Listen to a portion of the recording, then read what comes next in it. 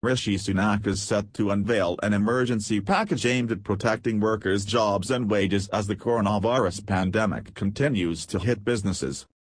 The Chancellor has been under pressure to do more to help the stalling economy and those worst hit by the fallout after the crisis took hold in the UK.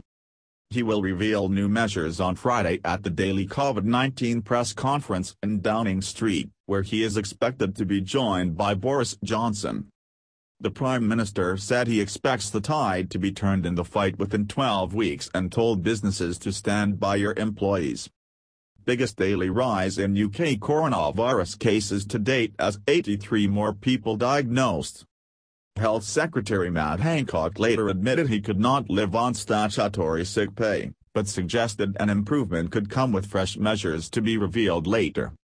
The cabinet minister bluntly dismissed the prospect with a no when he was asked on BBC's Question Time if he could get by on the sum of £94.25 per week.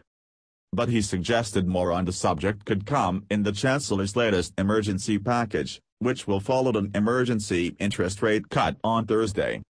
Mr. Sunak's £350 billion support package 2 days earlier was focused on businesses, with little help for staff facing the prospect of being laid off and unable to pay bills. Rishi 1713a.jpg. The fresh measures could also aid in the fight to stymie the spread of the disease itself, with fears workers may not self-isolate when they have symptoms due to fears of a financial blow. Mr. Johnson on Thursday told the nation he is absolutely confident that we can send coronavirus packing in this country, and the tide can be turned within the next 12 weeks.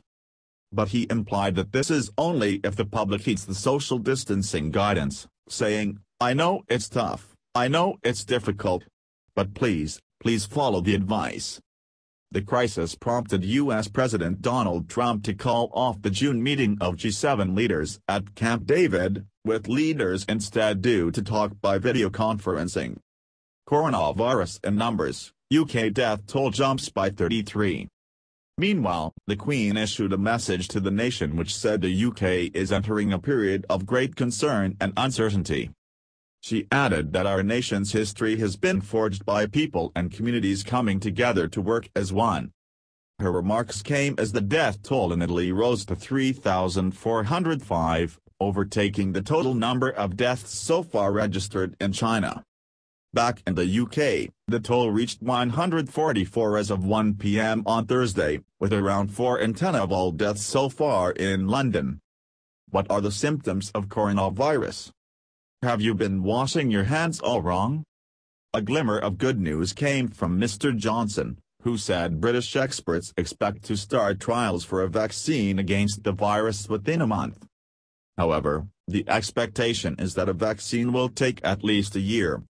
He also said a game-changer antibody test was coming down the track which could identify whether somebody had become immune to the disease so they could return to their daily life.